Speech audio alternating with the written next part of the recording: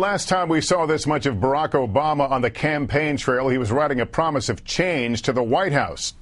Now, just 17 days from the midterm elections and facing a weak and slowly changing economy, the president is on the road again tonight, desperately trying to turn back what Democrats fear could be a Republican tide.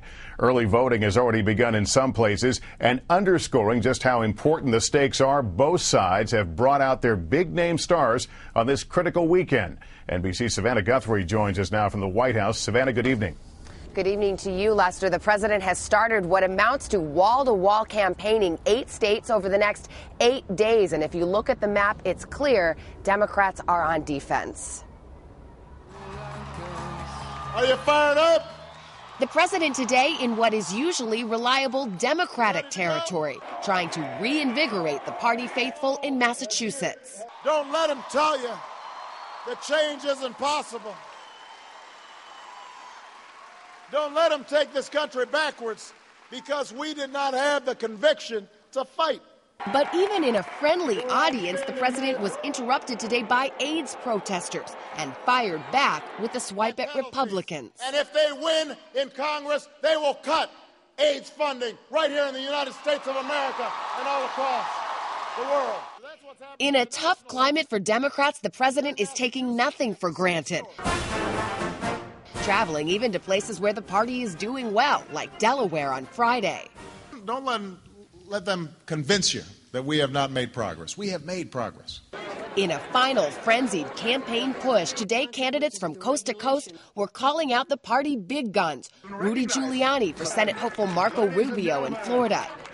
We can win. John McCain for California Senate candidate Carly Fiorina. You have more potential than any place on earth. And Bill Clinton Friday night campaigning for his old rival Jerry Brown in California. Early voting started today in Nevada, where the race for Senate is Campaign 2010 in a nutshell. The powerful Washington insider, Senate Leader Harry Reid, fending off a fierce challenge from Tea Party candidate Sharon Angle.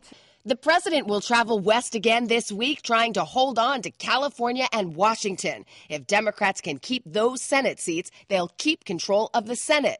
But with unemployment stuck at 9.6% and Republicans out fundraising Democrats, there are few plays left in the playbook. The fundamentals of this race are not going to change in the next 2 weeks, and the fundamentals clearly favor the Republicans. Part of the Democrats' final hour push, First Lady Michelle Obama, who made her 2010 debut this week. This is officially my second day campaigning. Tomorrow she'll be joined by her husband for their first joint campaign rally in 2 years.